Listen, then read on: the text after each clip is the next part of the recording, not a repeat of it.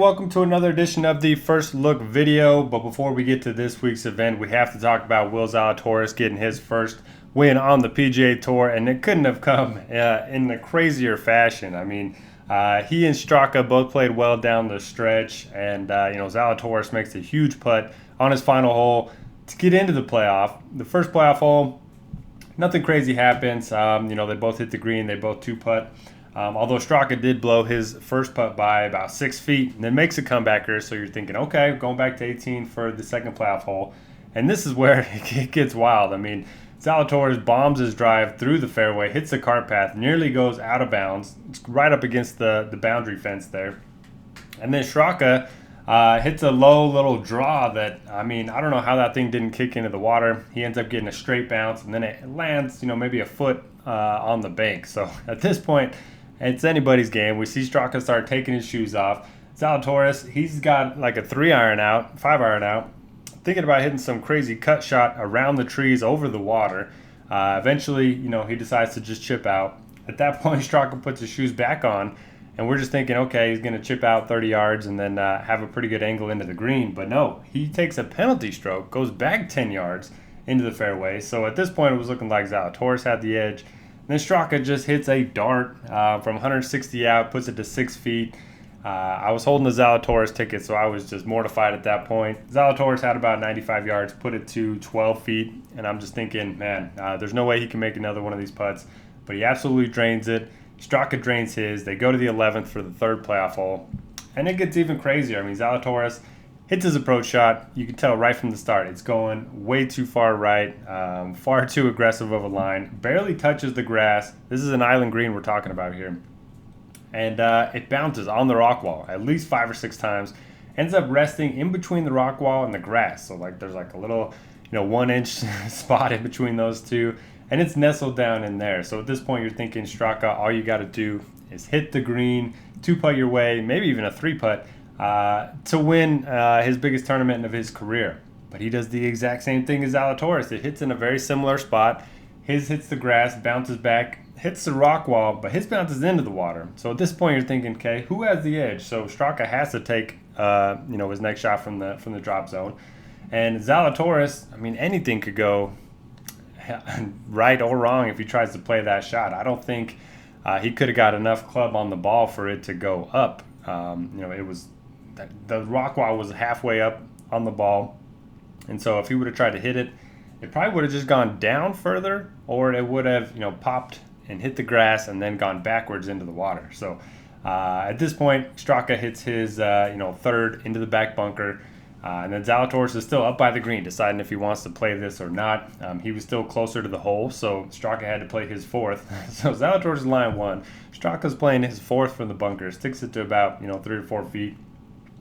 And I had a ticket on Zalatoris, so I'm just sitting there saying, look, take your chances from the drop zone.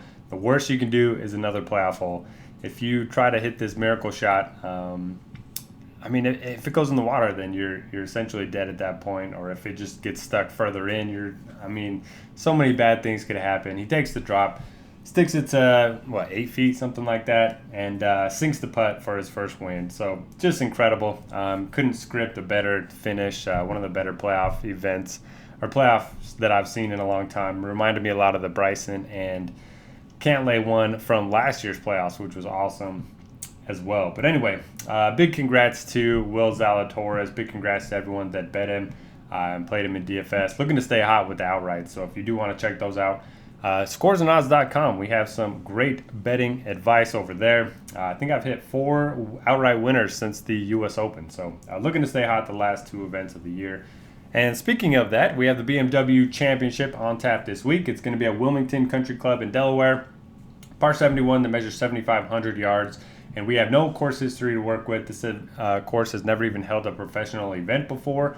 So I think a lot of people are just going to see the 7,500 yards and immediately assume it is going to be a bomber's course. Now, we don't know how this is going to play. It might be a bomber's course. It might not be a bomber's course. Strictly looking at the whole yardage lengths. So we have 3 par 5s, 582, 634, 649. That takes up a lot of the yardage, the length that the course has on the scorecard. And then there's 3 par 5s that are pretty long as well. But after that, I mean, 8 of the par 4s are less than 450 yards. You obviously got the 4 par 3s. It looks like the rough's going to be pretty thick, and a lot of bunkers, both around the green and on the fairways. So if accuracy ends up, coming into play, if it's playing firm and fast, maybe the bomber angle is not the way to go. I think total driving is probably going to be the route I take. Also going to be looking at strokes gained off the tee, but yeah, I mean, you can really make a case any way you want. We just don't know how the course is going to play. So that's kind of my thoughts on off the tee. I do think the course will play pretty tough. They typically set the Bmw Championship up pretty difficult. We've seen the last few years. Obviously, depends on the weather and also depends on the course that they're playing. But the course, it features bent grass fairways and bent grass greens. A lot of undulation on these greens, and they are extremely large. 8,100 square feet on average. Those are massive. Last week we had 4,400 square feet on average. So, I mean, these are almost twice as big.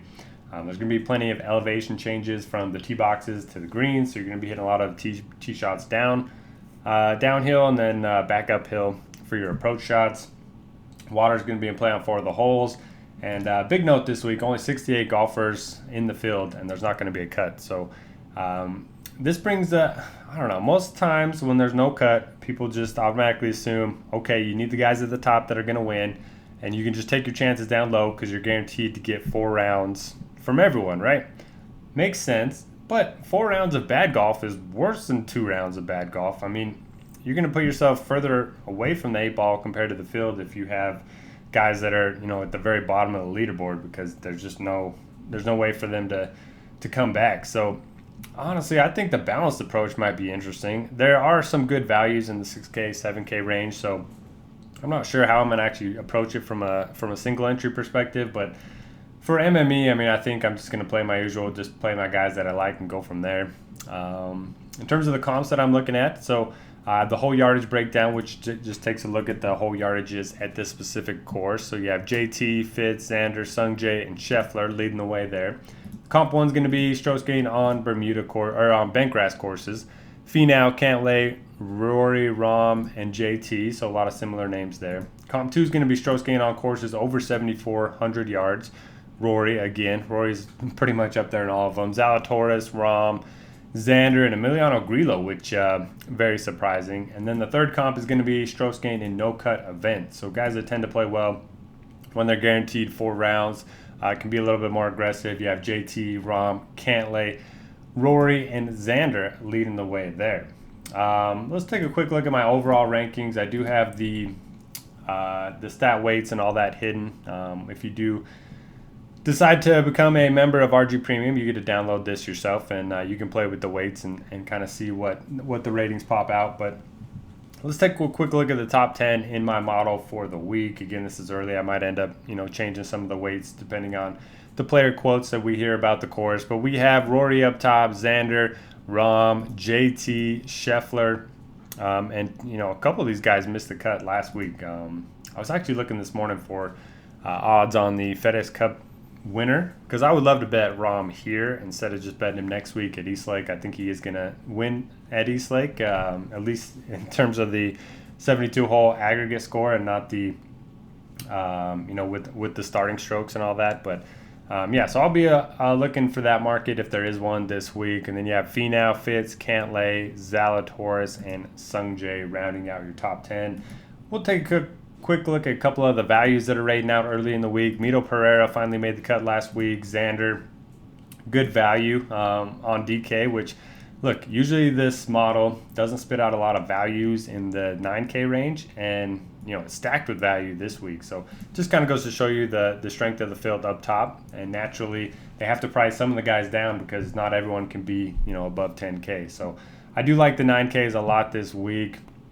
Other guys, I mean, Chris Kirk at 6,700 is interesting. Luke List at the bare minimum is interesting. He's been very good in no-cut events. He's been very good on long courses. And look, he's missed a ton of cuts in a row, but he's been very good ball striker. So if you can get the putter to go his way a little bit, I think he's one of the better pump plays of the week. Of Quickly look at FanDuel. Yeah, Mito up there as well. Corey Connors at 9,500. Interesting. Chris Kirk again. Chris Kirk has gained off the tee in 17 straight events. Pretty wild there. Russell Henley, min salary on Yahoo. Great value over there. Keith Mitchell as well. Taylor Pendrick's been playing some great golf. He's gained at least 2 strokes off the tee in 7 straight events. And again, if you decide to download the model, there's player notes on every single golfer in the field this week. And you can upload these right into Lineup HQ. So let the lineup optimizer do the hard work for you based on your inputs on specific players and how you think the course is going to play. So it's a lot of fun. You also get access to the Discord, all the articles, all the videos, all the expert rankings and survey and all that fun stuff. So as always, thank you for joining me. Wish you the best of luck. Looking to stay hot with another outright winner, which you also get access to as a member of RG Premium. And good luck, everybody. We'll see you next week.